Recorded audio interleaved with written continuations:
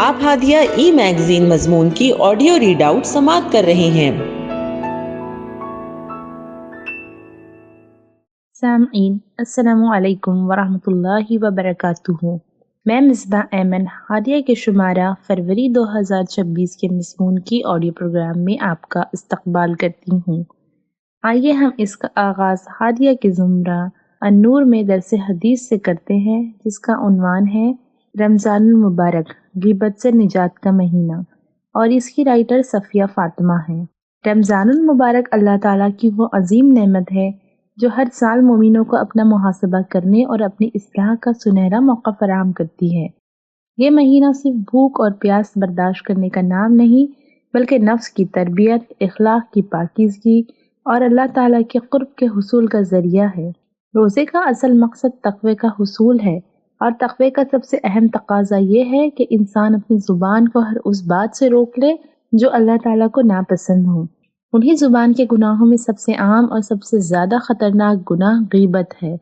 غیبت ایک ایسا گناہ ہے جو بظاہر معمولی محسوس ہوتا ہے، مگر حقیقت میں یہ ایمان اور اعمال دونوں کو کھوکھلا کر دیتا ہے۔ اللہ تعالیٰ نے قرآن مجید میں نہایت سخت انداز میں اس سے منع فرمایا ہے، اور تم میں سے کوئی کسی کی غیبت نہ کرے۔ کیا تم میں سے کوئی یہ پسند کرے گا کہ اپنے مردہ بھائی کا گوشت کھائے؟ یہ مثال اس بات کو واضح کرتی ہے کہ غیبت کس قدر گھناؤنا اور نفرت انگیز عمل ہے۔ جس طرح کوئی شخص اپنے مردہ بھائی کا گوشت کھانے کا تصور بھی نہیں کر سکتا، اسی طرح ایک مومن کے لیے غیبت سے نفرت ہونا چاہیے۔ رسول اللہ صلی اللہ علیہ وسلم نے غیبت کی واضح تعریف کرتے ہوئے فرمایا کہ کسی مسلمان بھائی کا ایسا ذکر کرنا جو اسے ناگوار گزرے وہ غیبت ہے، چاہے وہ بات اس میں موجود ہی کیوں نہ ہو۔ اگر وہ بات موجود نہ ہو تو وہ بہتان ہے، جو غیبت سے بھی بڑا اور سخت گناہ ہے۔ رمضان المبارک میں غیبت کی قباحت اور بھی بڑھ جاتی ہے، کیونکہ یہ روزے کی روح کو نقصان پہنچاتی ہے۔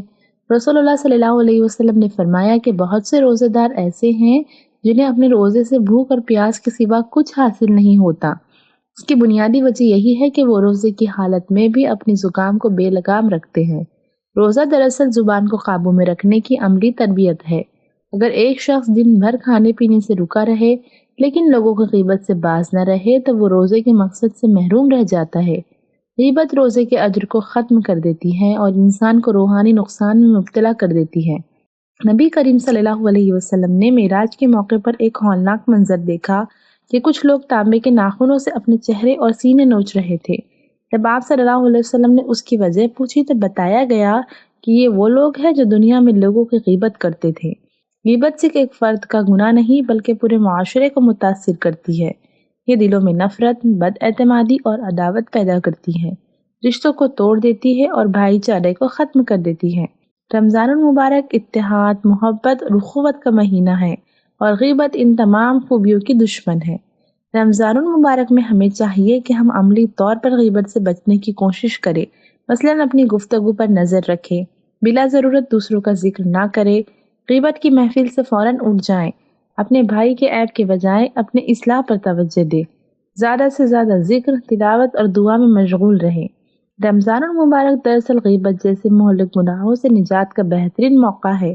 اگر ہم اس مہینے میں اپنی زبان کی اصلاح کر لیں تو یہ عادت رمضان کے بعد بھی ہمارے ساتھ رہیں گی۔ یہی رمضان کی اصل کامیابی ہے۔ اللہ تعالیٰ سے دعا ہے کہ وہ ہمیں رمضان المبارک کی حقیقی برکات نصیب فرمائے، ہماری زبانوں کو غیبت سے محفوظ رکھے، ہمارے روزوں کو قبول فرمائے اور ہمیں تقویٰ کی دولت سے مالا مال کرے۔ آمین یا رب العالمین۔ ہادیہ مضمون کی آڈیو سماعت کرنے کے لیے شکریہ۔ امید ہے کہ آپ کو پسند آیا ہوگا۔ ہمیں آپ کے مشورے کا انتظار رہے گا۔ اپنا مشورہ، تبصرہ اور مضامین editor@hadia.in پر ارسال کریں، اور ہادیہ ای میگزین کے مضامین کو پڑھنے کے لیے ویب سائٹ www.hadia.in سبسکرائب کریں۔ انشاءاللہ ہم اگلے ہادیہ ای میگزین کے شمارے سے دلچسپ مضامین کی آڈیو لے کر حاضر ہوں گے۔ تب تک کے لیے اجازت۔ اللہ حافظ۔